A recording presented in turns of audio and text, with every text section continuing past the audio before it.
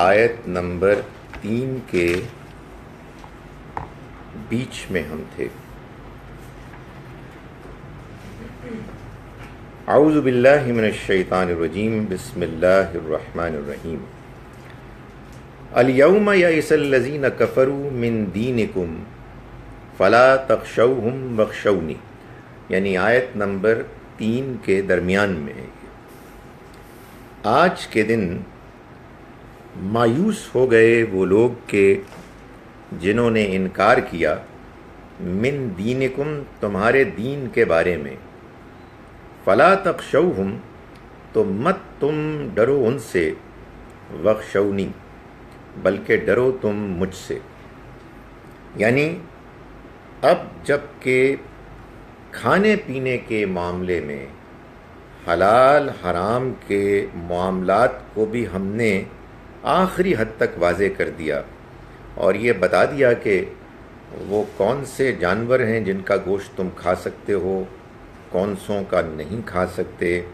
اس بارے میں جو اشتباہات تھے کہ اگر جانور حادثے سے مرے تو کیا تب تم ان کا گوشت کھا سکتے ہو، یہ سب تفصیلات بھی اب جب کہ ہم نے تمہارے لیے بیان کر دیں تو اب ان انکار کرنے والے لوگوں میں جن میں بعض میں کے اندر ابھی یہ امید تھی کہ یہ واپس آ جائیں گے، ایک وقتی ایک ان کے اوپر جوش جذبہ ہے لیکن ختم ہو جائے گا، وہ اب نا امید ہو گئے. اس کی وجہ یہ ہے کہ مذاہب کی دنیا میں کھانے اور پینے کے معاملے میں اگر بات الگ الگ ہو جائے اور اس پر ماننے والے کاربند ہو جائیں تو معلوم ہوتا ہے کہ بس اب وہ جو ڈفرینسز ہیں وہ بڑے واضح ہیں. ہمارے اور آپ کے درمیان یہ چیز اب ایک حد فاصل ہے کہ ہم وہ کھانے یا بعض وہ کھانے جو آپ کھاتے ہیں وہ ہم نہیں کھاتے. تو اس کے بعد معلوم ہوتا ہے کہ اللہ تعالیٰ نے فرمایا کہ ان کے اندر یہ مایوسی پیدا ہو گئی ہے کہ یہ اب اپنے اس دین کے انڈرسٹینڈنگ اور پریزنٹیشن کو چھوڑیں گے. ہوتا ہے نا شروع میں کسی کے اندر اگر کوئی ابھی بھی نوجوان ہو، اس کے اندر مذہبی جذبہ پیدا ہو تو والدین کہتے ہیں شروع میں کہ یہ ہے ایک وقتی چیز، نوجوانوں میں ہو ہی جاتا ہے. داڑھی لمبی رکھ لی ہے، ٹوپی آ گئی ہے، ٹفنوں سے اوپر شلوار ہو گئی ہے، اور 2-4 دن کی بات ہے، انشاءاللہ ٹھیک ہو جائے گا. لیکن پھر بعض اوقات یہ ہوتا ہے کہ معلوم ہوتا ہے نہیں یہ تو ایک پرمننٹ چیز ہے، تو بہت آگے بڑھ گئی. تو اللہ تعالیٰ نے یہاں یہی فرمایا کہ یہ جو کچھ اب واضح کر دیا ہے ہم نے تمہارے دین شریعت کے معاملے میں، اس کے بعد اب مایوس ہو گئے ہیں وہ لوگ کہ جنہوں نے انکار کیا، جو انکار پر اڑے ہوئے ہیں تمہارے دین کے معاملے میں. تو تم ان سے مت ڈرو بلکہ تم مجھ سے ڈرو. یعنی تم یہ سب کچھ کر رہے ہو میرے حکم پر عمل کرتے ہوئے، تمہیں مجھ پر اعتماد ہونا چاہیے. اور حقیقت یہ ہے کہ جب انسان کو اس بات پر اطمینان ہو جاتا ہے کہ میں جو کچھ کر رہا ہوں وہ اللہ کا حکم ہے، تو پھر اس کے بعد انسان کے اندر ایک اعتماد پیدا ہو جاتا ہے. یا آدمی جب پوری طرح مطمئن نہیں ہوتا تو نروس ہوتا ہے، غیر واضح ہوتا ہے، ڈرتا ہے. یا بعض اوقات یہ ہوتا ہے کہ جب وہ غیر واضح ہوتا ہے تو خواہ زیادہ غصے میں آ جاتا ہے کہ وہ ایک اپنے اوپر خول طاری کر لیتا ہے کہ یہ لوگ مجھے کہیں ہٹا نہ دیں، تو وہ زیادہ جذبات کا اظہار کرتا ہے. جب آپ مطمئن ہوتے ہیں تو ایک جانب آپ کام ہوتے ہیں، آپ ریئیکشن کا شکار نہیں ہوتے، آپ کے اندر کوئی غصہ نہیں آتا، مگر کوائٹلی اندر سے آپ کے اندر ایک اعتماد، ایک اطمینان ہوتا ہے کہ یہ اللہ کا حکم ہے اور مجھے بات سمجھ میں آ گئی ہے اور میں اس کو نہیں چھوڑوں گا. ہاں البتہ آپ مجھ سے بات کرنا چاہیں تو I am prepared to talk about it. فرمایا الیوم اکملت لکم دینکم، آج کے دن میں نے مکمل کر دیا تمہارے لیے تمہارے دین کو. وَأَتْمَمْتُ عَلَيْكُمْ نِعْمَتِي، اور میں نے تمام کر دی تم پر اپنی نعمت، وردیت لکم الاسلام دینا، اور میں راضی ہو گیا تم کو اسلام دین کے طور پر دے کر، تمہارے لیے دین کی حیثیت سے اسلام کو دے کر میں راضی ہو گیا، میں نے اس کو پسند کر لیا۔ آیت کے اس ٹکڑے کے بارے میں ہمارے ہاں نہ جانے کیسے یہ بات مشہور کر دی گئی کہ جو آج بھی میں دیکھتا ہوں، آپ دیکھیں میں ابھی ایک دو روز پہلے کہیں گیا، ایک بڑے پڑھے لکھے آدمی، ایک ادارے کے سربراہ، انہوں نے بھی اپنی تقریر میں وہی الفاظ دہرائے کہ جو ہر دوسرا پڑھا لکھا آدمی دہراتا ہے۔ تو ظاہر ہے کہ اس موقع پہ کوئی کہنے کو تو کچھ نہیں تھا میرے پاس، منہ نیچے کر کے میں نروس ہی رہا کہ دین ایک مکمل ضابطہ حیات ہے۔ یہ بہت جملہ بولتے ہیں لوگ، پتہ نہیں اس کا کیا مطلب ہے، اس کا کوئی مطلب نہیں، اور وہ اسی آیت سے بولتے ہیں کہ آج کے دن میں نے تمہارے لیے تمہارے دین کو مکمل کر لیا۔ جب اس طرح کے جملے جن کا دین سے کوئی تعلق نہیں ہے دین کے نام پر مشہور ہو جاتے ہیں تو ان سے بڑے مسئلے پیدا ہوتے ہیں۔ سب سے بڑا مسئلہ تو یہ پیدا ہوتا ہے کہ دین نے جو بات نہیں کہی ہے وہ آپ دین کے منہ میں ڈال رہے ہوتے ہیں، اور دوسرا یہ کہ دین اللہ کا پیغام ہے، وہ پیغام پوری حکمت کے ساتھ اپنی بات کو پیش کرتا ہے۔ جب آپ اس میں کوئی چیز ٹھونس دیں جو باہر کی ہے تو پھر غلط فہمیاں پیدا ہوتی ہیں، غلطیاں ہوتی ہیں۔ یعنی اس جملے سے لوگوں کے ذہن میں غلط فہمی ہوتی ہے کہ دنیا کے ہر معاملے میں اللہ نے رہنمائی فرمائی ہے، یعنی جیسے کھانے پینے کے بارے میں فرمائی ہے، ویسے علاج معالجے کے بارے میں فرمائی ہے، ویسے ہی گھر بنانے کے بارے میں فرمائی ہے، ویسے ہی معیشت کے بارے میں فرمائی ہے، ویسے ہی سیاست کے بارے میں فرمائی ہے۔ تو ہمیں کسی اور کو سمجھنے کی، پڑھنے کی کیا ضرورت ہے؟ ہمارا دین تو ایک مکمل ضابطہ حیات ہے۔ نہیں، ایسی کوئی بات نہیں ہے۔ اللہ تعالیٰ نے دین میں بعض احکام دیے ہیں جن کا مقصد یہ ہے کہ ہم اپنے جسم میں، ہم اپنی خوراک میں اور ہم اپنے اخلاق میں پاکیزہ ہو جائیں۔ باقی دنیا میں معاملات کیسے کرنے ہیں، ان احکام کو ملحوظ رکھتے ہوئے اس کے لیے اللہ نے ہم کو عقل دی ہے، ہم کو تجربہ دیا ہے۔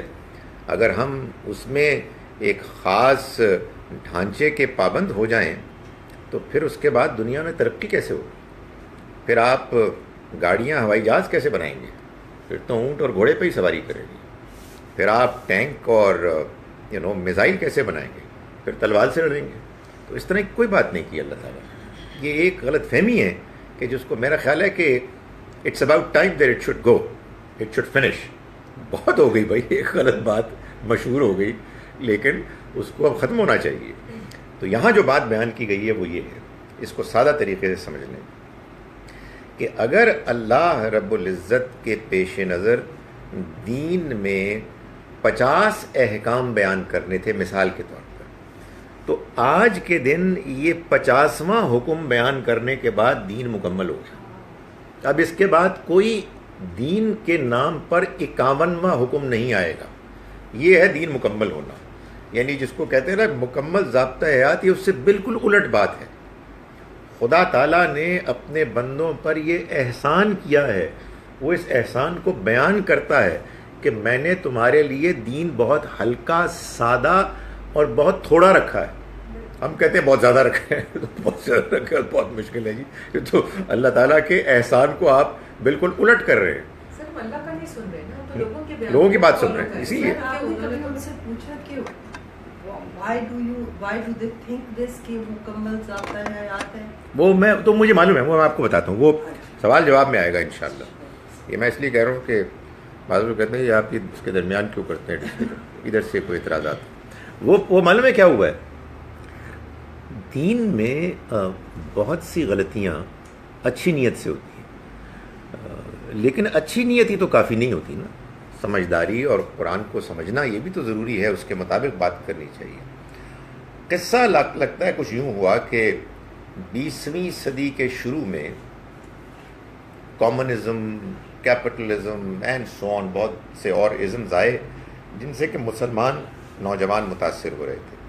تو ہمارے ہاں بعض اسکالرز اور انٹلیکچوئلز نے جب یہ دیکھا تو انہوں نے یہ زوردار طریقے سے کہنا شروع کیا کہ ہمیں کسی ازم، کسی سسٹم کی طرف جانے کی کیا ضرورت ہے، ہمارا دین تو خود ایک پورا سسٹم، ایک مکمل ضابطہ حیات، تو یہ ایک آپ کہیے کہ اٹ واز اے ریئیکشن جو ظاہر ہے کہ دین پر مبنی نہیں تھا، لیکن ہوتا ہے نا ہر قوم کے اندر اپنا ایک قومی، ایک دینی تشخص برقرار رکھنے کے لیے ایک کلیکٹیو ایگو ہوتی ہے، تو وہ اتنا زیادہ پاپولر ہوا یہ جملہ، یہ نعرہ، کہ وہ آج بھی لوگ بغیر سوچے سمجھے بولتے ہیں۔ تو فرمایا کہ آج کے دن میں نے مکمل کر دیا تمہارے لیے تمہارا دین، وَأَتْمَمْتُ عَلَيْكُمْ نعمتی، اور میں نے تم پر اپنی نعمت کو تمام کر دیا۔ نعمت کو تمام کر دیا یعنی مطلب یہ ہے کہ اللہ نے ہم کو زندگی دی، ہمیں زندگی کی نعمتیں دیں، یہ ظاہر نعمت ہے۔ اللہ نے ہم کو عقل دی کہ ہم اس کو استعمال کر کے اللہ کی نعمتوں سے فائدہ اٹھائیں، زندگی کے معاملات کو طے کریں، یہ بڑی نعمت ہے۔ لیکن ابھی بھی کچھ کسر تھی، کچھ کمی تھی، کہ عقل میں بھی کچھ خامیاں ہیں، عقل بھی بعض اوقات چوک جاتی ہے، اس سے بڑی بڑی غلطیاں ہو جاتی ہیں۔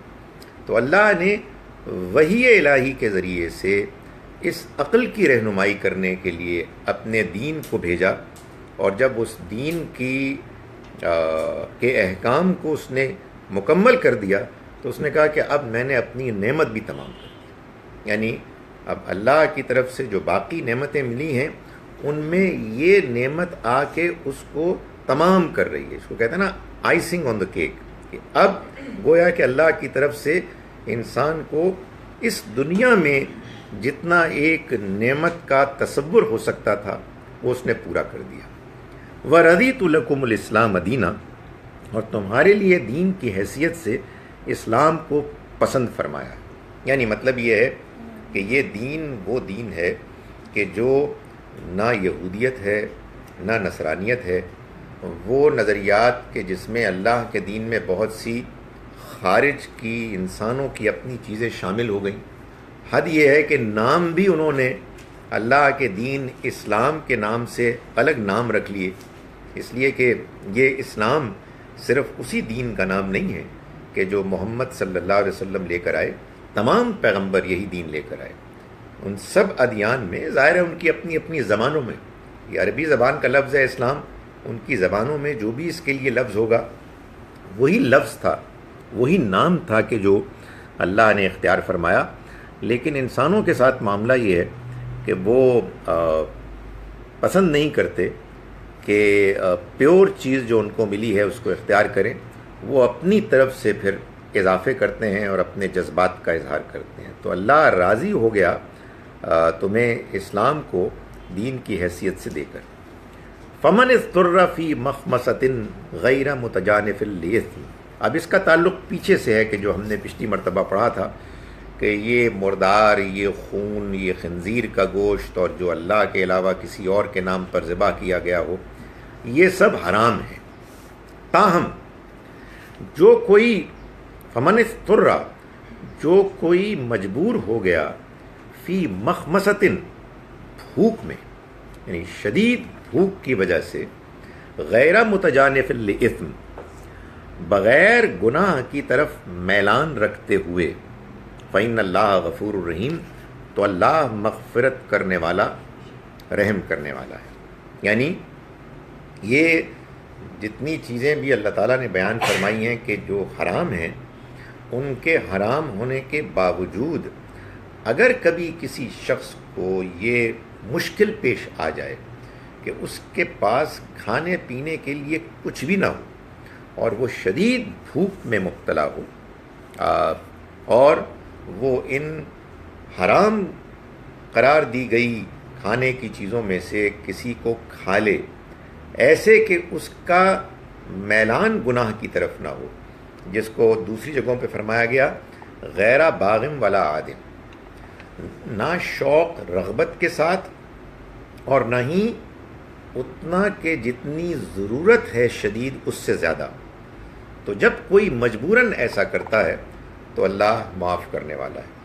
یہ بھی اللہ تعالیٰ کی ان عنایات میں سے ایک عنایت ہے کہ جو وہ بیان کرتا ہے کہ اس نے تمہارے لیے آسانیاں چاہیے، وہ تمہارے لیے مشکلات نہیں چاہتا. اور اس میں بھی یہ بات واضح کر دی گئی ہے کہ وہ کیا درمیان کا راستہ ہے، بیلنسڈ طریقہ کہ جو اللہ کے ہاں مطلوب ہے. وہ چاہتا ہے کہ بندے اس کے دین پر عمل کریں، وہ چاہتا ہے کہ لوگ اس کے دین کے ساتھ مخلص ہوں، مگر وہ جانتا ہے کہ لوگوں کی مجبوریاں ہوتی ہیں، وہ جانتا ہے کہ لوگوں کے مسائل ہوتے ہیں. اس کو جو چیز مطلوب ہے وہ اخلاص ہے. اس کو جو چیز مطلوب ہے وہ یہ ہے کہ لوگ اپنے دل میں اپنے رب کے مطیع و فرما بردار رہیں. مگر وہ جانتا ہے کہ اس تمام جذبے کے باوجود بعض اوقات بعض لوگوں کے حالات ایسے ہو سکتے ہیں کہ وہ مجبوراً کوئی ایسا کام کریں کہ جو بظاہر غلط ہو. اس میں اللہ تعالیٰ نے وہ متوازن بات بیان کر دی ہے کہ غلط کام بس وقتی ہوتا ہے، جو جب کوئی چارہ نہ رہے تو انسان کو کرنا پڑتا ہے. وہ شوق سے نہیں کرتا، وہ مجبوراً کرتا ہے، اور وہ صرف اتنا کرتا ہے جتنی اس کی ضرورت ہوتی ہے.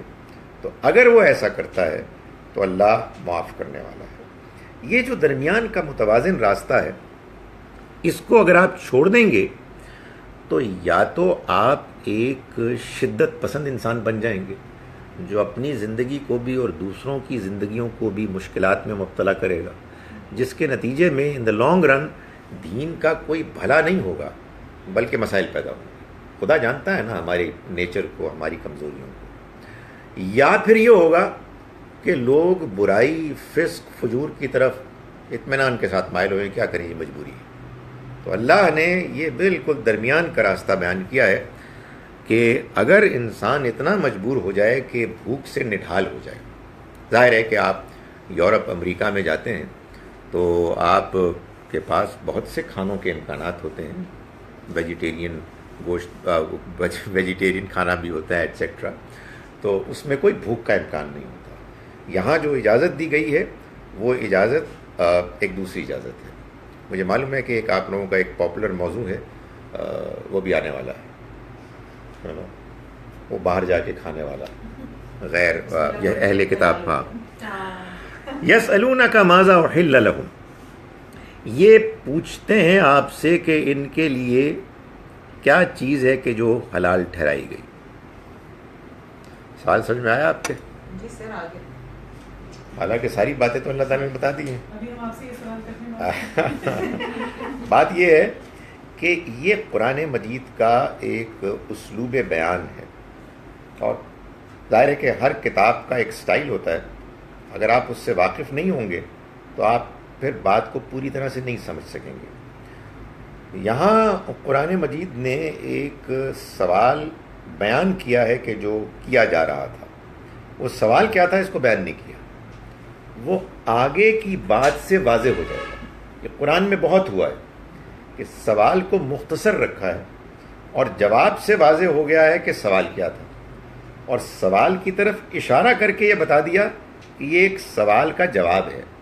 بات تو پوری بیان ہو چکی ہے، لیکن بہرحال اللہ تعالیٰ عنایت کرتا ہے کہ وہ لوگوں کے کیے ہوئے سوالوں کے جواب بھی دیتا ہے. بظاہر ایسا لگتا ہے، یہ آگے جو ہم پڑھیں گے اس سے، کہ سوال یہ پیدا ہوا کہ بھائی یہ تو معلوم ہو گیا کہ مردار کے گوشت کو آپ نہیں کھا سکتے، اور یہ بھی بتا دیا گیا پچھلی آیت میں کہ مردار سے مراد صرف وہ مردار نہیں ہے کہ جو جانور کسی نیچرل ڈیتھ سے مر جائے، بلکہ اگر وہ گر کے مرے، چوٹ لگنے سے مرے، سینگ کے لگنے سے مر جائے، کسی دوسرے درندے کے پھاڑنے سے مر جائے، تو وہ بھی مردار ہے، اگرچہ کہ اس کا خون بظاہر نکلا ہے. اب یہ سوال پیدا ہوا کہ اچھا اگر یہ ہے تو پھر اس کا کیا بنے گا کہ جب کوئی جانور آپ شکار کرتے ہیں اور آپ کا کوئی شکاری جانور، کتا وغیرہ، وہ اس کو آپ کو پکڑ کے لا کے دیتا ہے، تو وہ کیا حلال ہے یا نہیں ہے؟ یہ اصل میں سوال اس سے متعلق ہے۔ تو یسألونک ماذا احل لہم، یہ پوچھتے ہیں آپ سے کہ ان کے لیے کس چیز کو حلال کیا گیا۔ قل احل لکم الطیبات، کہہ دو کہ حلال کیا گیا تمہارے لیے تمام پاکیزہ چیزوں کو، تمام پاکیزہ چیزیں تمہارے لیے حلال ہیں۔ وما علمتم من الجوارح، اور جو تم نے سکھایا جانوروں کو، یعنی شکاری جانوروں کو، مکلبین تعلمونہن مما علمکم اللہ، وہ کہ جن کو تم سکھاتے ہو اس علم میں سے جو اللہ نے تمہیں سکھایا، یعنی یہ شکاری کتے، یہ وہ پرندے جن کو تم ٹرین کرتے ہو اس انڈرسٹینڈنگ کے مطابق کہ جو اللہ نے تم کو سکھائی۔ ہم انسان بھی ہیں نا کہ جو اپنے آپ کو ڈسپلن کرتے ہیں تو بہت سے کام کرنے کے قابل ہوتے ہیں، ہم اپنی جبلتوں پر کنٹرول کرتے ہیں، اور یہ اللہ نے ہم کو سکھایا ہے کہ اگر ہم ہر وقت اپنی منمانی کرتے رہیں گے تو دنیا میں بہت انتشار ہوگا۔ تو ہم انسانوں نے یہ سیکھا ہے، مہذب انسانوں نے زیادہ سیکھا ہے، ہمارے جیسے غیر مہذب انسانوں نے کم سیکھا ہے کہ اگر آپ سڑک پہ جائیں گے تو آپ کو اپنی گاڑی کو ایک ڈسپلن کے مطابق چلانا، تو یہ اللہ کی طرف سے انسانوں کو ایک صلاحیت ملی ہے۔ تو اسی صلاحیت کو، اسی انڈرسٹینڈنگ علم کو انسان پھر پاس آن کرتا ہے جانوروں کو۔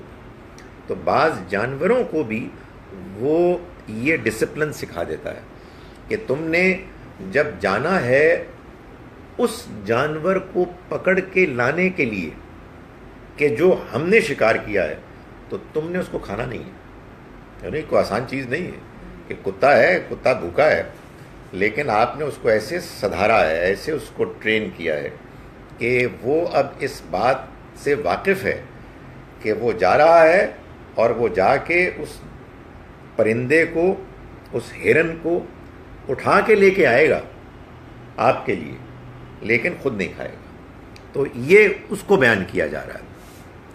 فَكُلُوا مِمَّا أَمْسَكْنَا عَلَيْكُمْ، تو کھاؤ اس میں سے کہ جو روک رکھیں وہ تمہارے لیے، وہ یعنی شکاری جانور۔ وَاذْكُرُوا اسْمَ اللَّهِ عَلَيْهِ، اور نام لو اللہ کا، ذکر کرو اللہ کے نام کا اس پر۔ کیا مطلب؟ یعنی مطلب یہ ہے کہ جب تم تیر چلا رہے ہو، چاہیے غلیل چلا رہے ہو، بندوق چلا رہے ہو، تو اس موقع پر تم اس کو چلاؤ اللہ کا نام لے کر، اور وہ پھر اگر لے آئے تمہارے پاس اور اس میں اگر کچھ اس نے چیڑ پھاڑ کر بھی دی ہو، کھانے کے لیے نہیں لیکن خون نکل گیا ہو، تو یہ خون کا نکلنا گویا کہ متبادل ہو جائے گا اس پر چھری پھیر کر اس کو ذبح کرنے۔ سو اللہ کا نام لے کر تم ان کو شکار کرو، یہ جانور وہ تمہارے لیے پکڑ کے لائیں، اگر وہ پکڑ کے لائیں تمہارے لیے، مما امسکنا علیہ، یہ جو لفظ ہے نا، یہ وہ تمہارے لیے، علیکم تمہارے لیے روک کر لائیں۔ اگر خود کھا لیا تو پھر ناجائز ہو گیا، لیکن اگر روک کر رکھا تمہارے لیے تو پھر تم نے اگر اللہ کا نام لیا ہوا ہو تو پھر یہ کافی ہے۔ تو یہ ایک آپ سمجھیں کہ ایک خاص قسم کا سوال پیدا ہوا جو بڑا پریکٹیکل سوال تھا کہ جانور کو آپ نے ذبح نہیں کیا، آپ نے اس کے ذبح ہوتے وقت اللہ کا نام نہیں لیا، تو پھر تو شکار نہیں ہو سکتا، پھر کیا چیز ہمارے لیے حلال ہے؟ تو اللہ تعالیٰ نے اس کو واضح کیا کہ یہ جو جانور تم ٹرین کرتے ہو اور اس کے بعد تم شکار کرتے ہو، اگر تم اللہ کا نام لے کر شکار کرو اور وہ جائیں اور دور سے جا کے وہ تمہارے لیے اس کو پکڑ کر لے آئیں اور اپنے استعمال میں نہ لائیں بلکہ پورے کا پورا تمہارے استعمال میں ہو، اور درمیان میں ان کے خون نکل جائے کہ جو اصل مقصود ہے، یعنی اس کا بہنا، تو بس یہ کافی ہے۔ واتقوا اللہ، اور ڈرو اللہ سے، ان اللہ سریع الحساب، اللہ بہت جلد حساب لینے والا ہے۔ الیوم احل لکم الطیبات، آج کے دن تمہارے لیے تمام پاکیزہ کھانے حلال کر دیے گئے۔ آج کے دن سے مراد یعنی یہ جس موقع پر یہ آیات نازل ہو رہی تھیں، یہ ضروری نہیں ہے کہ کوئی سنڈے منڈے ٹیوزڈے کا دن ہو، بلکہ وہ زمانہ ہے کہ جس کو بیان کیا جا رہا ہے۔ یعنی اللہ تعالیٰ نے بتایا کہ تمام پاکیزہ کھانے جو آپ اپنی فطرت میں، اپنی طبیعت میں جانتے ہیں کہ وہ پاکیزہ ہیں، ہم جانتے ہیں کہ بہت سی چیزیں ہماری طبیعت میں ناپاک ناجائز ہیں،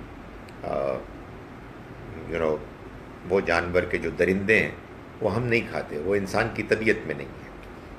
اسی طرح سے اور گندگی کی چیزیں ہیں کہ جو ہماری فطرت میں ہے کہ وہ ناجائز ہیں اور ہم ان کو نہیں کھاتے۔ تو اللہ نے بالکل واضح کر دیا کہ ہمارے لیے پاکیزہ کھانے ہیں کہ جو حلال ہیں، اور ان میں جو کہیں کوئی اشتباہ، کوئی کنفیوژن تھی، وہ بھی واضح کر دی۔ تو فرمایا کہ اب بالکل کلیئر ہو گیا، اب بالکل کلیئر ہو گیا۔ اب آپ دیکھیں اس کے بعد یہ جو مسلمانوں کا کنفیوژن ہے وہ کیا کمال ہے، اتنی واضح کر دیتا ہے اللہ تعالیٰ باتیں۔ لیکن وہی والی بات کہ ہم اصل میں اللہ کا کلام نہیں پڑھتے بلکہ ہم لوگوں کی باتیں سنتے ہیں۔ اس کے بعد فرمایا آیت چل رہی ہے، وَطَعَامُ الَّذِينَ أُوتُوا الْكِتَابَ حِلٌّ لَكُمْ، اور کھانا ان لوگوں کا کہ جو کتاب دیے گئے وہ بھی اب تمہارے لیے حلال ہے۔ اب اس میں کہاں سے یہ سوال پیدا ہوا کہ وہ بغیر اللہ کا نام لیے ذبح کرے اور آپ کے لیے حلال ہے؟ بھائی یہ بات واضح ہو گئی کہ پاکیزہ چیزیں حلال ہیں۔ اچھا یہ بھی سمجھ میں نہیں آتا ہے کہ لوگ، ایک ہوتی ہے آرگومنٹ ہوتی ہے کہ جو نیچرل آرگومنٹ ہوتی ہے کہ آپ جب ایک بات کو صحیح مان رہے ہیں تو پھر اسی سے ریلیونٹ ہر بات کو صحیح مانیں۔ بات یہ ہے کہ بغیر اللہ کا نام لیے کوئی بھیڑ بکری، یہ تو اہل کتاب کی آپ کے لیے جائز ہو جاتی ہے بسم اللہ پڑھ کے، تو سور کیوں نہیں جائز ہو جاتا؟ مطلب عجیب اللاجیکل بات ہے، لیکن بس وہ بات مشہور ہو جاتی ہے اور لوگ ان کی ضرورت پوری ہوتی ہے۔ یہاں یہ آخری حد تک واضح کر دیا گیا کہ دیکھو بھائی، آج کے دن تمہارے لیے تمام پاکیزہ چیزیں واضح ہو گئیں۔ چنانچہ اب کوئی کنفیوژن نہیں ہے کہ تم جا کے اہل کتاب کی ان کی میز پر، ان کے دسترخوان پہ جا کے کھانا کھاؤ گے تو تم اس میں کسی ناجائز چیز کو، سور کو کھا لو گے، اس لیے کہ واضح ہو گیا تم پر۔ چنانچہ وَطَعَامُ الَّذِينَ أُوتُوا الْكِتَابَ حِلٌّ لَكُمْ، اہل کتاب کا کھانا تمہارے لیے حلال ہے۔ یہ کیوں کہنا پڑا؟ اس لیے کہنا پڑا کہ مشرکین کا کھانا نہیں، یعنی مشرک اگر شرک کرتا ہے وہ آپ کو دال پکوڑے کھلائے تو کوئی مسئلہ نہیں ہے، لیکن اگر وہ آپ کو جانور کو اللہ کا نام لے کر بھی ذبح کرے تو وہ جائز نہیں۔ یہ اہل کتاب کے لیے اجازت ہے۔ اہل کتاب اگر اللہ کا نام لے کر حلال کریں گے، ذبح کریں گے جانور کو، تو پھر وہ جائز ہوگا، اب کوئی مسئلہ نہیں ہے۔ تو یہ بیان کیا گیا، یعنی یہ بھی دیکھیں یہ دو چیزیں آخر میں تو ورنہ پروٹیسٹ ہو جائے گا۔ اب آپ کے نمبر لگ گئے ہیں، آپ کو پہلا اور آپ کا دوسرا۔ یہ بڑی اچھی چیز ہے ویسے ہمارے یہاں، میں کہتا ہوں کہ بعض چیزوں پر شکر کرنا چاہیے کہ آپ دفتروں میں، بینکس وغیرہ میں جاتے ہیں تو وہ نمبر لگ جاتے ہیں، پہلا نمبر ان کا ہے، دوسرا نمبر ان کا۔ ورنہ ہم لوگ ہم لوگ اتنے انفیئر لوگ ہیں کہ ہم لوگ کسی دوسرے کا خیال نہیں رکھتے۔ تو اس میں لوگ سوال پوچھتے ہیں جی کہ ہندو کے یہاں کھا نہیں سکتے؟ کیوں نہیں کھا سکتے؟ ہندو کے یہاں دال کھا سکتے ہیں، بھنڈی کھا سکتے ہیں۔ ہندو اگر گوشت کھلائے گا تو اللہ یہ کہ آپ بالکل کنفرم بات ہے کہ ایک مسلمان بچر یا اہل کتاب قصائی کے ہاں سے آیا ہے اور اللہ کا نام لیا گیا ہے تو تب تو کھا سکتے ہیں، ورنہ ان کی طرف سے ذبح کیا گیا جانور وہ آپ نہیں کھا سکتے۔ فرمایا وَطَعَامُكُمْ حِلٌّ لَّهُمْ، اور تمہارا کھانا ان کے لیے حلال ہے۔ ظاہر ہے اس پر کوئی یہودی نصرانی کہہ سکتا ہے طنزاً کہ ہم بھلا ویسے ہی کون سی آپ کی بات سنتے ہیں جو آپ ہمیں بتا رہے ہیں، we are not listening to you. لیکن میرا اپنا خیال یہ ہے، مجھے اس کو پڑھتے ہوئے یہ خیال آیا کہ اللہ تعالیٰ یہ کہہ رہے ہیں کہ تم نے ماننا ہے یا نہیں ماننا، ہم تمہیں بتا رہے ہیں، اور یہ ہے تو اللہ کی کتاب، اور یہ آخری کتاب ہے، اور یہ تمام ان لوگوں کے لیے رہنمائی لے کر آئی ہے کہ جو اللہ کی کتابوں کو مانتے ہیں۔ اس سے مجھے ایک اور چیز کا بھی خیال آتا ہے کہ ہمیں اہل کتاب اور اوروں کو بھی ایسے بیان کرنا چاہیے بغیر ان کو احساس دلائے کہ یار یہ کرو، یہ اللہ کا حکم ہے، یعنی بہت زبردستی کیے بغیر۔ جیسے بعض اوقات مجھے یاد ہے 1-2 مرتبہ میں نے نان مسلمز کو یہ کہا کہ بھائی یہ ہماری ایک دعائے استخارہ ہے، پڑھ لو۔ بھائی اللہ سے دعا کرنی ہے، یہ بھی ایک طریقہ ہے دعوت کا، بغیر ان کو احساس دلائے کہ یار پہلے تم مسلمان ہوگے اور پھر یہ کام کرو۔ بلکہ میں تو خیر یہ بھی حرکت کر چکا ہوں، بہت پہلے کی بات ہے، مجھے اس پہ کوئی وہ نہیں ہے کہ میں نے وہ غلط کام کیا۔ ایک بندہ پتہ نہیں کہاں دنیا جہان کا سفر کر کے آیا تھا، اس نے کہا یار میں تم لوگوں کے ساتھ نماز پڑھنی، I want to know what your prayers. میں کہا آؤ یار بسم اللہ، تو اس نے ہمارے ساتھ فجر کی نماز پڑھی ہے۔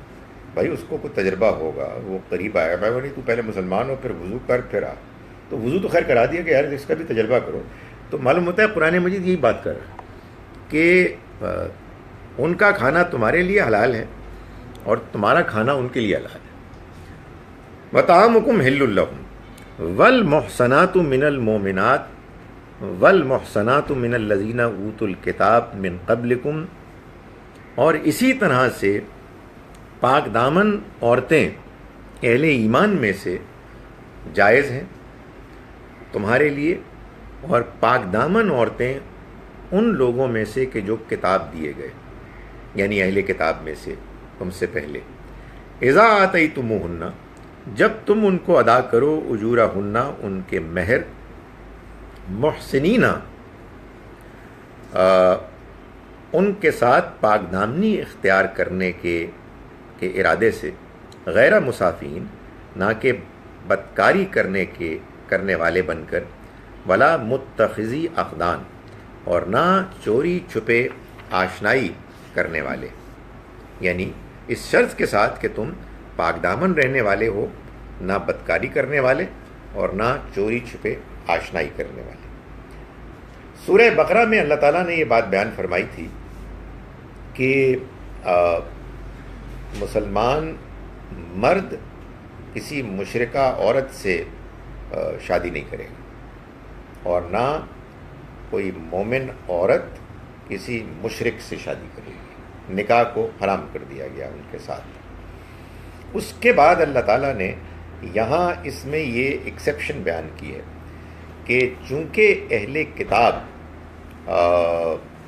اصلاً توحید کو اپنا دین کا اصول مانتے ہیں، اگرچہ کہ عمل میں ان کے ہاں انحراف ہوتا ہے، انفارچونیٹلی مسلمانوں کے ہاں بھی ہوتا ہے، تو اس لیے صحیح بات تو یہ ہے کہ کسی مسلمان مومن مرد کو نہ مومن عورت کو کسی ایسے فرد سے نکاح نہیں کرنا چاہیے کہ جو شرک میں مبتلا، چاہے وہ مسلمانوں میں ہو چاہے وہ غیر مسلموں میں سے ہو، اہل کتاب میں سے ہو۔ تاہم اس معاملے میں ظاہر ہے کہ بعض اوقات آپ ریلیکسیشن کر دیتے ہیں کہ آپ کسی سے نکاح کرتے ہیں اس امید پر کہ وہ آئے گی یا آئے گا تو اس کی اصلاح ہو جائے گی، اس لیے کہ اس کے دین کا بنیادی اصول توحید ہی ہے، اگرچہ کہ اس میں انہوں نے گڑبڑ کر دی ہے۔ وہاں وہ اگر کسی کو اللہ کا بیٹا بنائے ہوئے ہیں تو ہم بھی قبروں پہ جا کے اللہ کے علاوہ اور اسے مانگ رہے ہیں انفارچونیٹلی۔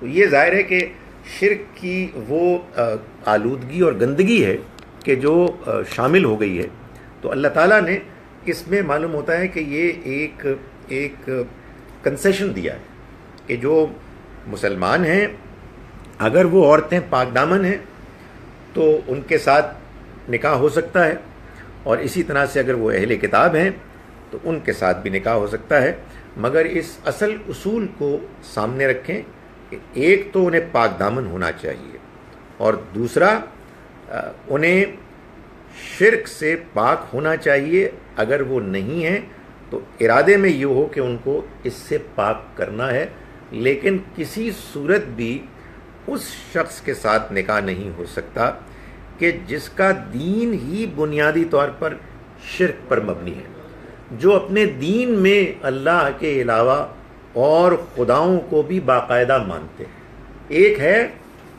انٹرپریٹیشن، تفسیر میں گڑبڑ کرنا، یہ بھی بہت بڑا گناہ ہے، شاید زیادہ بڑا گناہ ہو جائے، لیکن بہرحال یہ قانونی طور پر توحید کے دائرے میں رہتے ہوئے بات کو ایکسپلین کرنا ہے، تو اللہ تعالیٰ نے اس کی اجازت دے دی۔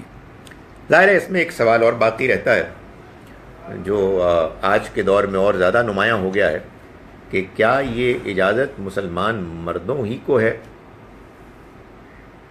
اہل کتاب عورتوں کے ساتھ، یا مسلمان عورتوں کو بھی ہے؟ آیت کے بیان سے یہ لگتا ہے کہ اللہ تعالیٰ نے یہ اجازت مسلمان مردوں کو دی ہے اور عورتیں اس میں شامل نہیں ہیں۔ بظاہر اس کی وجہ یہ لگتی ہے کہ اگر آپ کا ایک معاشرہ ہے جس میں کہ آپ کو غلبہ حاصل ہے اور آپ کہیں کسی اور مذہب کی خاتون کو اپنے اس معاشرے میں لے کے آتے ہیں تو اس کا امکان ہے کہ وہ انفلوئنس ہوں گی اور وہ ان کے اس دین کو ماننے اور اختیار کرنے کا امکان بھی ہوگا۔ اس وجہ سے خواتین کی اجازت کا ذکر نہ ہونا زیادہ غالب امکان یہی ہے کہ ان کی اجازت کے نہ ہونے کا بیان ہے، تاہم کچھ صراحتاً یہ بات بیان نہیں کی گئی، یعنی ایسا نہیں کہا گیا کہ مسلمان عورت کسی اہل کتاب مرد سے نکاح نہیں کر سکتی۔ تو میں ہمیشہ ہی کہتا ہوں کہ اس کو ایسے ہی سمجھنا چاہیے کہ ان کو اجازت نہیں ہے، لیکن اگر فرض کیجئے کہ خدا نہ خواستہ کبھی کوئی خاتون کسی کی لڑکی نکاح کر بیٹھے اور آپ نے سمجھایا بجھایا اس کو، تو اس کو ابینڈن نہ کریں، اس کو کاٹ نہ دیں، بلکہ ان کے ساتھ اچھے تعلقات قائم رکھتے ہوئے ان کو دعوت دیں۔ یہ دروازہ کر دیجیے۔ تھینک یو، جزاک اللہ۔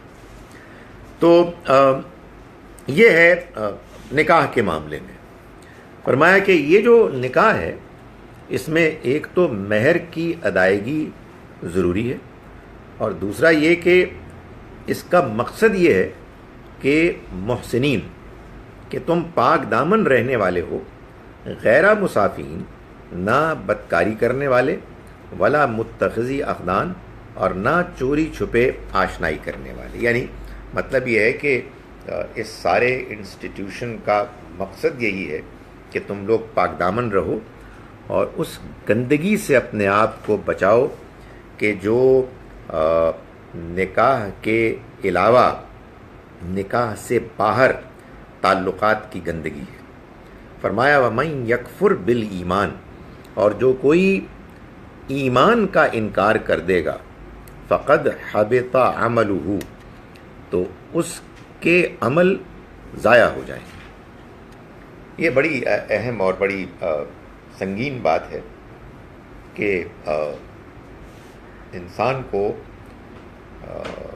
ایمان نصیب ہو گیا، انسان کو اللہ کا پیغام سمجھ میں آ گیا، اس کی روشنی اس تک پہنچ گئی، اور اس کے بعد انسان اپنے بدعمالی، بد کرداری، کرپشن، جھوٹ، لوٹ کھسوٹ سے اپنے ایمان کا انکار کرتے ہیں۔ یہاں الفاظ ہیں وَمَن یکفر بالایمان، جو ایمان کا انکار کر دے، جانتے ہو کہ جو ایمان کے منکر ہیں، یعنی ایمان لے آئے ہیں.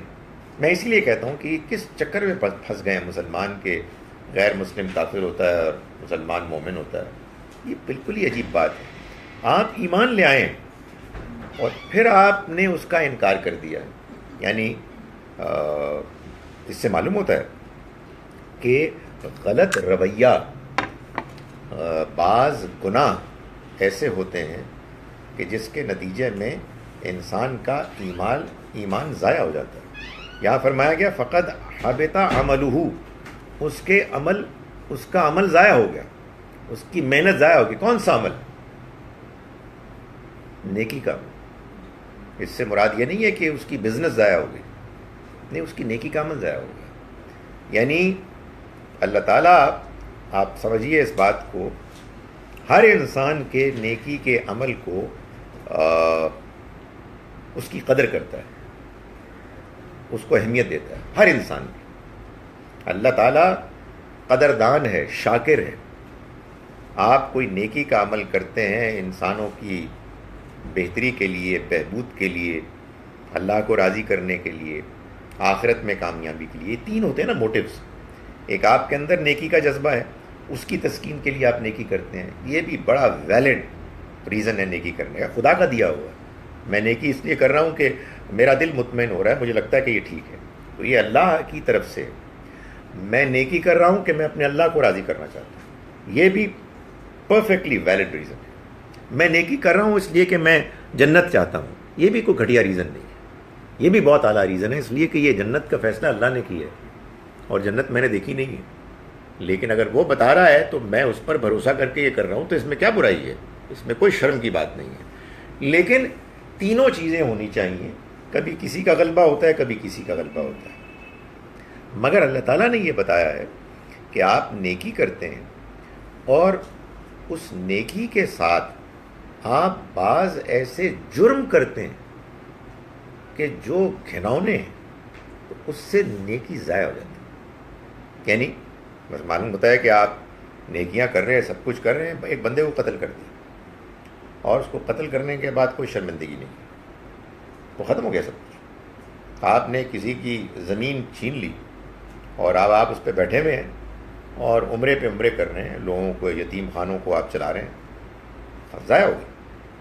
تو اللہ تعالیٰ نے فرمایا کہ جس نے اپنے ایمان کا انکار کر دیا فقد حبط عملہ، تو اس کا عمل ضائع ہو گیا. اسی سے وہ نقطہ بھی سمجھ لیں جو میں سمجھانے کی کوشش کرتا ہوں. نہیں سمجھ میں آئے تو مجھے واپس کر دیں کہ کفر بھی اسی طرح کا ایک جرم ہے کہ آپ کو پتہ لگ گیا کہ اللہ کا ایک اور پیغام آیا ہے اور آپ کہتے ہیں میں نے نہیں ماننا، ایسی کی تیسی، تو پھر نیکیاں ختم ہو گئی. لیکن یہ انکار کسی نے کیا ہے، مدر ٹیریسا نے کیا ہے، رتھ فاؤ نے کیا ہے یا نہیں کیا ہے، یہ خدا فیصلہ کرے گا، مسلمان نہیں کریں گے. تو یہ اللہ تعالیٰ کا ہر معاملے میں ایک ہی طریقہ ہے کہ آپ نے ایک بڑا جرم کیا، قتل ہو، زمین ہڑپ کرنی ہو یا انکار ہو، اور آپ اس پر اڑے رہے، تو پھر تمام عمل ضائع ہو جاتے ہیں. وَهُوَ فِي الْآخِرَةِ مِنَ الْخَاسِرِينَ، اور وہ آخرت میں نقصان اٹھانے والوں میں سے ہو. اب میں اس آیت کا، ان آیات کا جو ہم نے آج پڑھی ہیں اس کا ترجمہ کر رہا ہوں. اگر آپ نے محسوس کیا ہو کہ بعض جگہ میں نے کچھ زیادہ تفصیل بیان کی ہے تو اس کی ایک تھوڑی سی نیکی سے ہٹ کر یہ وجہ بھی ہو سکتی ہے کہ میں نے کہا بس آیت اسی پر ختم کریں ورنہ اگلی آیت شروع ہو جائے گی. تو یہ درمیان میں ہم نے شروع کیا تھا آیت نمبر 3 کے. بسم اللہ الرحمن الرحیم. الیوم یئس الذین کفروا، آج کے دن مایوس ہو گئے وہ لوگ کہ جنہوں نے انکار کیا، من دینکم، تمہارے دین سے، فلا تخشوہم، تو تم مت ڈرو ان سے، وخشونی، بلکہ ڈرو مجھ سے. الیوم اکملت لکم دینکم، آج کے دن میں نے مکمل کر لیا تمہارے لیے تمہارے دین کو، واتممت علیکم نعمتی، اور میں نے تمام کر دی تم پر اپنی نعمت، ورضیت لکم الاسلام دینا، اور تمہارے لیے دین کی حیثیت سے اسلام کو پسند کیا. فمن اضطر، پھر جو مجبور ہو گیا، فی مخمصۃ، سخت بھوک میں، غیر متجانف الاثم، بغیر گناہ کی طرف مائل ہوئے، اگر اس نے کھا لیا وہ کہ جو ناجائز ہے، فإن اللہ غفور الرحیم، تو اللہ مغفرت کرنے والا، رحم کرنے والا ہے. یسألونک ماذا احل لہم، وہ پوچھتے ہیں کہ ان کے لیے کیا چیز ہے کہ جو حلال ٹھہرائی گئی.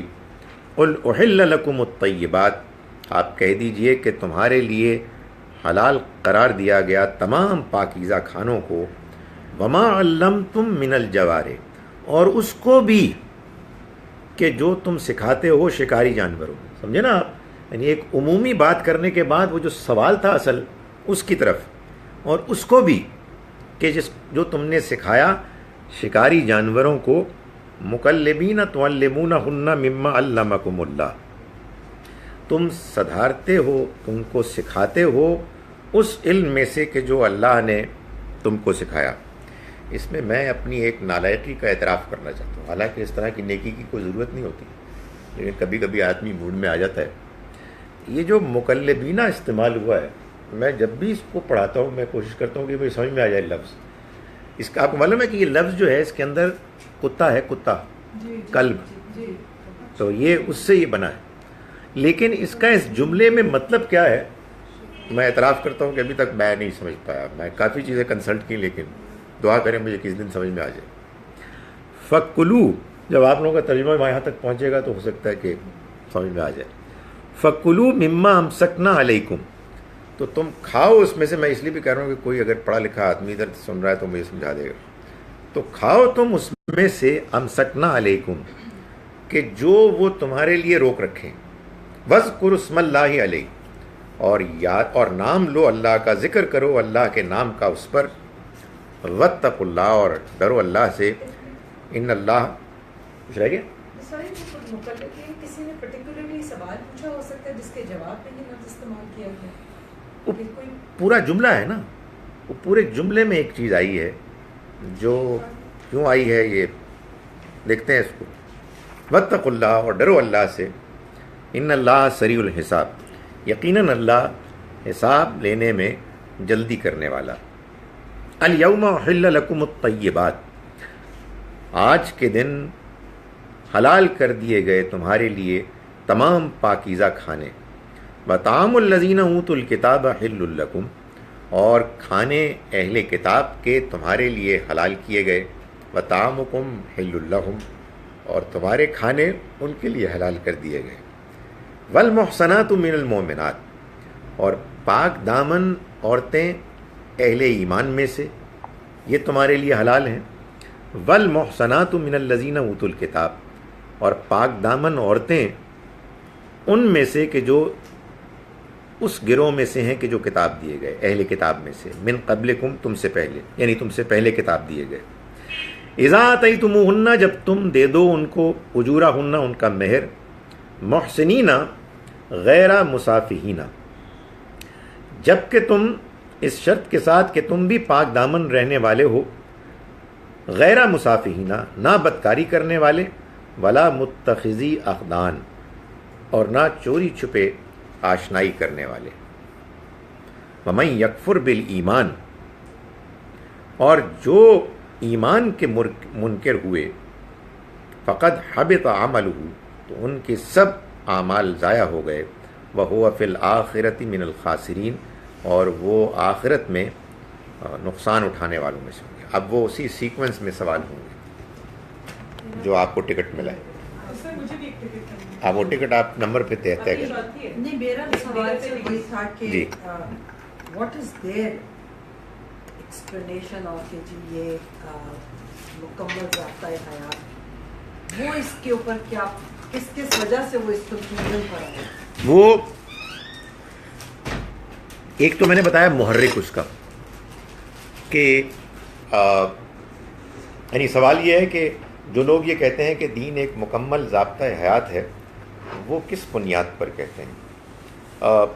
ایک تو میں نے گزارش کی کہ ایک محرک تھا، ایک تھریٹننگ ایٹماسفیئر تھا کہ لوگ جا رہے ہیں کامونزم، سوشلزم، کیپٹلزم کی طرف امپریس ہو رہے ہیں. ایک بظاہر اس آیت کا ظاہری وہ مطلب انہوں نے اختیار کیا، لیکن ایک اور جو چیز جو وجہ بنی وہ یہ تھی کہ ہمارے آج کے دور کے مسلمان علماء نے یہ دیکھا کہ قرآن اور سنت تو یقیناً ایک بالکل لمیٹڈ لسٹ دیتا ہے آپ کو ڈوز اینڈ ڈونٹس کی، مگر حدیث میں بڑی تفصیلات آئی ہیں.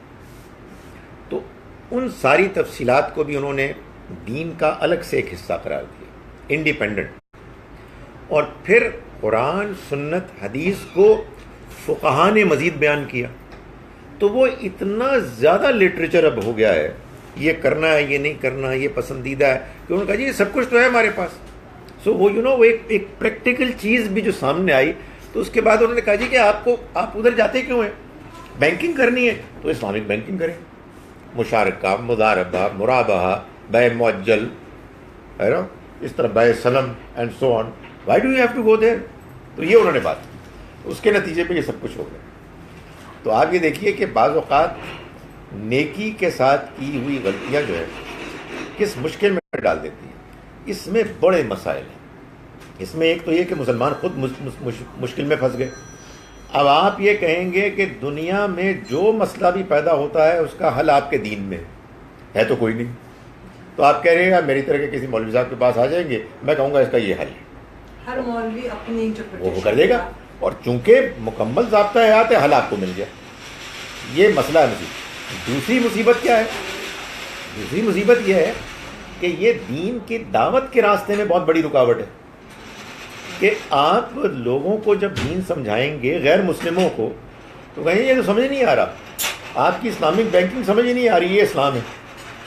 تو اگر کوئی آدمی ان کو کہے کہ نہیں بھائی کوئی ایسی چیز نہیں ہے، ایک سادہ سی چھوٹی سی بات ہے کہ اللہ نے ربا کو، سود کو حرام کیا، وہ ہم آپ کو سمجھا سکتے ہیں، تو مسئلہ حل ہو جائے. لیکن مسئلہ بہت پیچیدہ ہو گیا. Item number 2، ticket number 2. میرا بھی تمہارا ہی سوال ہے، آپ تفصیل سے پوچھ لینا. بات مجھے کچھ مدد چاہیے ہوگی سوال پوچھنے میں. یہاں یہ پہ آپ بات دونوں دیکھیے کہ کھانا ان لوگوں کا جنہیں دی گئی کتاب ہے حلال. تو سر آج کل کے دور میں بھی جیسے وہی جو آپ یہ کہیں گی. ہاں سمجھ ہاں میں سمجھ. دیکھیے یہ ویسے یہ ہے ویسے بیسیکلی چیٹنگ. سر آپ نے بہت آسانی یہ کی تھی، آپ نے کہا تھا کہ اہل کتاب کا کھانا حلال ہے. ٹھیک ہے. پھر آپ نے آگے سے یہ کہا کہ لیکن انہوں نے اللہ کا نام لیا ہو ذبیحہ کے اوپر. سر وہ تو میرا نہیں خیال تکبیر وغیرہ تو نہیں پڑھتے. نہیں وہ تو الیکٹرانک، اب تو وہ تو بزنس سے سب کرتے ہیں نا. ایگزیکٹلی، تو وہ تو نہیں ہوا نا. یہ ایشو ہے سر. میں نے جو بات واضح کرنے کی کوشش کی تھی وہ یہ تھی کہ آیت شروع ہوئی ہے الیوم سے، آج تمہارے لیے سارے پاکیزہ کھانے حلال ہو گئے. آج سے کیا مراد ہے؟ یعنی اب جب کہ ان معاملات میں اللہ کی شریعت کے احکام تم کو پہنچ گئے ہیں، اب کوئی مسئلہ ہی نہیں ہے، جاؤ ان کے ساتھ کھاؤ. اب تو ہمیں ڈر ہی نہیں ہے کہ تم ان کے دسترخوان پہ جا کے شراب پیو گے، ان کے دسترخوان پہ جا کے سور کھاؤ گے. تو میں یہ گزارش کرتا ہوں یہ کدھر سے آ گیا کہ ہاں البتہ ان کے دسترخوان پہ جا کے مردار کا گوشت کھا سکتے ہو جس میں اللہ کا نام نہ لیا ہوا. بھائی جس اللہ کی شریعت نے سور کو حرام کیا، جس اللہ کی شریعت نے شراب کو حرام کیا، اسی اللہ کی شریعت نے اس بھیڑ بکری کو بھی حرام کیا ہے جس کو ذبح کرتے وقت اللہ کا نام نہ لیا گیا. تو یہ سبھی حرام ہے. تو اللہ نے اجازت یہ دی کہ اب یہ مت سمجھو کہ چونکہ وہ اہل کتاب ہیں تم ان کے ساتھ ان کا کھانا کھا ہی نہیں سکتے. کھانے سے مراد گوشت، اس سے مراد دال روٹی ہے ہی نہیں. دال روٹی میں کسی کے ساتھ کھانے میں کیا مسئلہ ہے؟ اس میں تو کوئی ذبح کا مسئلہ ہی نہیں. So we can eat with them, but we have to be careful what we eat with them. Absolutely. That's what. Oh, I get it. سر ابھی آپ نے یہ کہا تھا کہ جو ٹکٹ نمبر 3 ابھی آتے ہیں. Ticket number 3. سر جس طرح یہ اسلام مکمل ضابطۂ حیات ہے، جی جی. اور ہمارے ملک کی جتنی بھی اسلامک پارٹیز یا جو ریلیجیس پارٹیز ہیں وہ کہتی ہیں کہ اسلامی شریعت نافذ کی جی آپ کیا سمجھتے ہیں کہ یہ واقعی قابل عمل ہے؟ دیکھیں اسلامی شریعت بالکل قابل عمل ہے، اس کو نافذ ہونا چاہیے. میں ان کے ساتھ اس مطالبے میں پوری طرح سے شریک ہوں، سوائے اس کے کہ اس کو ہم ویسے کریں